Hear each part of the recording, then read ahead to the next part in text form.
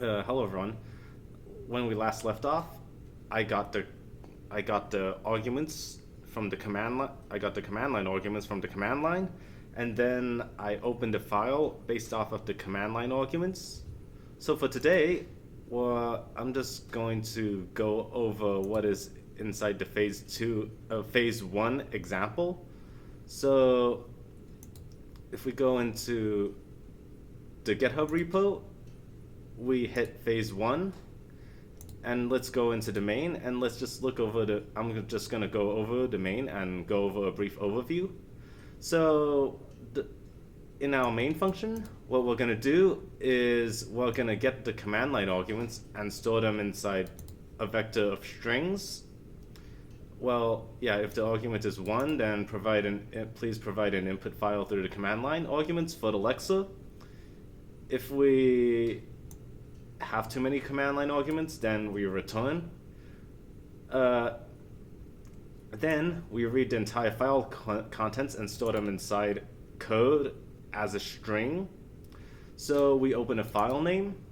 So if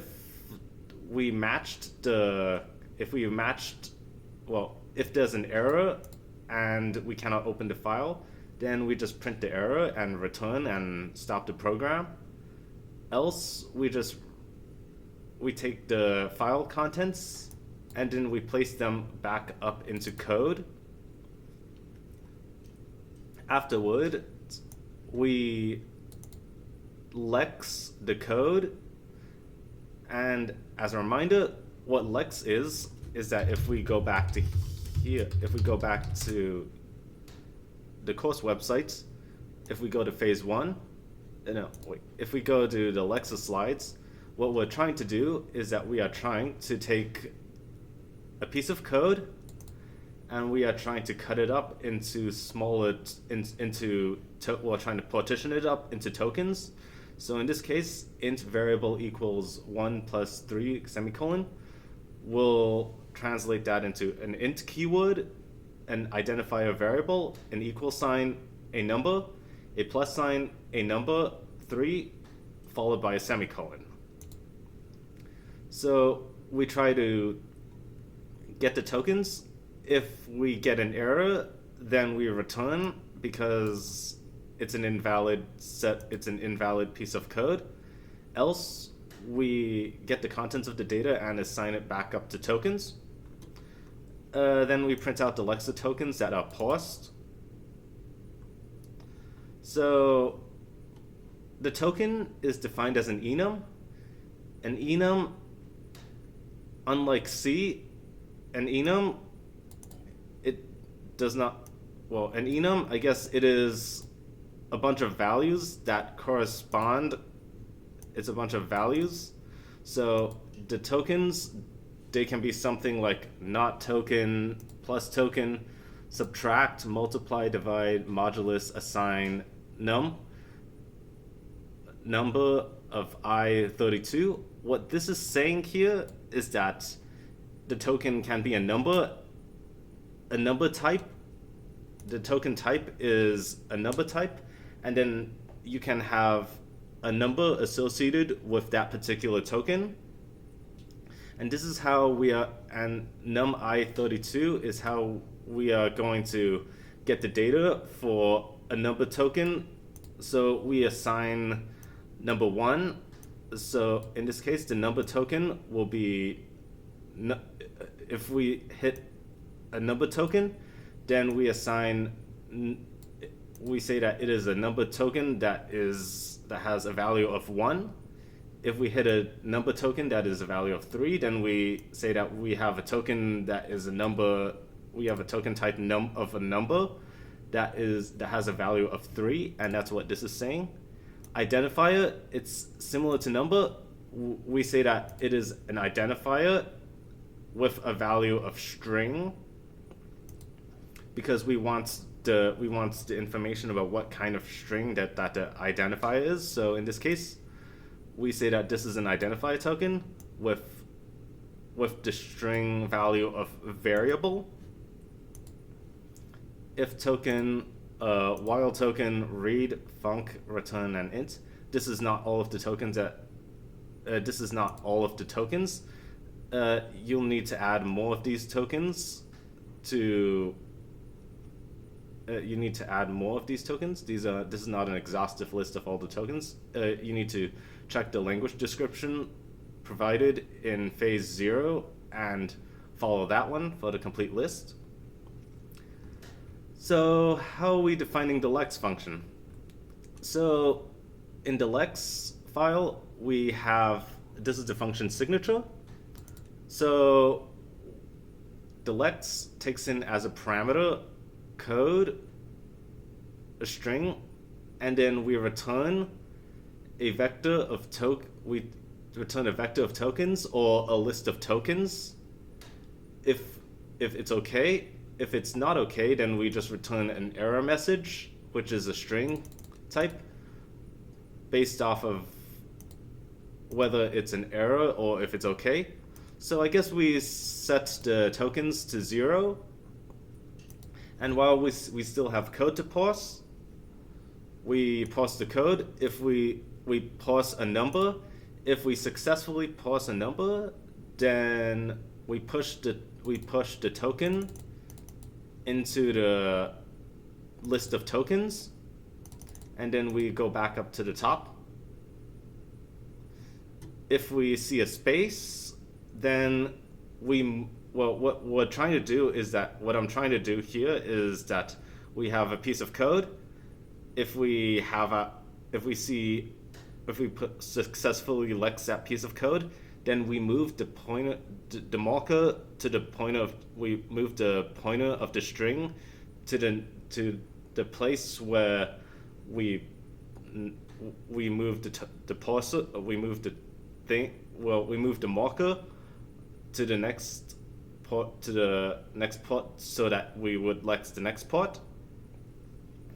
And so if we successfully parse a space, then we set the code equal to the rest of the string, and then we keep moving the piece of code. So if we have a plus sign, if it starts with a plus sign, then we push the plus token. If we see a minus sign, we push the minus sign. If we see a multiply, we push a multiply, and we just keep moving the string. Divide, modulus, assign. Yeah. If we see an identifier, then we push the identifier to the list of tokens. If none of them are parsed and and the symbol is completely invalid, then we just return error, unidentified symbol. What this is that it's this creates a string that is formatted with the unidentified symbol inside of it. It works similar to printf, to the print in the Rust programming language. So let's take a look at what Lex number does. So in Lex number, we have a state machine, we have a start state and a number state. So at a high level, what Lex number does is that we are trying to trying to simulate a state machine like this, so we start at the initial states, and then if we see a 0 through 9, then we go to the number state, and we keep going as long as we are in the number state. We'll keep going in the loop as long as we are in the number state. So we set success to false initially because we did not parse anything yet. We set the state equal to the start state, so setting it equal to this state down here. If the first character is equal to 0 and the first character is less than or equal to 9, Then we set the state equal to the number state, and success equals true, index plus equals 1. So we set the index is initially 0. If that case is not true, then we just return false. It's not a token. It's not a number at all. If we are in the number states, then if the letter is less than equal to 0 and letter is less than equal to an ASCII value of 9, then the state still remains inside the number state. So as you can see here, we still loop inside the number state. If it is not a number if it's no longer a digit of some kind, then we just take that, we just return true. Return true. It's a success. We then return a token. We return a number token, and then we just sort of. Then we also return the rest of the string. So if this is the number token, then we just sort of return the rest of the string that is after the number token. If we, in the edge case where we hit the end of the thing, then we just parse the entire code as a number token. Else, if it's not true, then we just return false. Lex identifier, it's structured in a similar way. Yep, so I guess to repeat myself, we just translate states into code. So we just create an enum state machine, start number, and we simulate the state machine transitions inside code. Simple enough function. Identifiers, it's the same process. It's around the same process as around the same process, the same pattern as the number, as Lex number. So I guess we start out false. We start at the initial states. If the letter is less than equal to A and letter is less than equal to Z, or letter is less than equal to capital A and letter is less than equal to capital Z, then the state is equal to identifier, and we jump to the identifier state, and then we set success to true. So we start in the initial state, and then we jump to identifier if we see A through Z either uppercase or lowercase. In our ident states, we make sure that it still remains an identifier.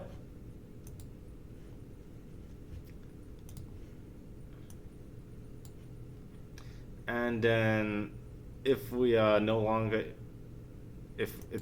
an identifier, then we just break and return what the identifier is. We say it's true and we return. This is the same thing as the number. This is around the same kind of concept as the Lex number. One thing to note is that we do not directly create the identifier. First of all, an identifier does conflict with keywords. Like, let's say that this regex over here does identify the if keyword as an identifier. However, we do not want the if keyword to be recognized as an identifier. So what we do is that we have this small function that determines whether the token is a reserved keyword, or is this an actual identifier that is being used here. So if we look at create identifier, what we do is that if it's a func keyword, we return the token function, we return the func token. If it's a return keyword, we return the return token. Int keyword, if we see the int string, then we return int. Read, we return read. While, we return while. If, we return if. This is not the complete list of all the keywords. If you want the complete list of keywords, go and look at the language specification for all of the keywords. In the default case, so something that is not found in all of these reserved keywords, then we return token, identifier, a string. And finally, one of the nice features about Rust is that we can write tests to check out the robustness of our program. So you can create tests by using this kind of format. So just put this CFG test macro at the top of this module, and then create a function that says test Lexer test, and then put all of your test code inside of here, and then you can do all these kind of tests to see whether your Lexer is correct or not. And so finally, if we go into our little CS152 project, we go into phase 1, we go into the source code, to show that tests do work. Let's go into tests.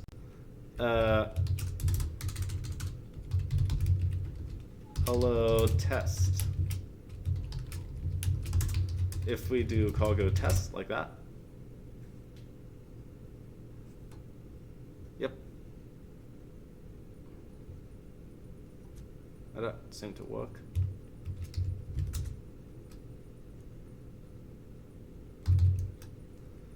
So it ran all of these tests and it was correct. So if I deliberately decide to make it 2, this should fail. This should fail.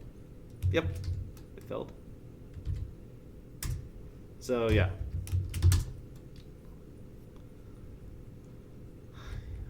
I would say use these tests in order to verify that your Lexer is working correctly.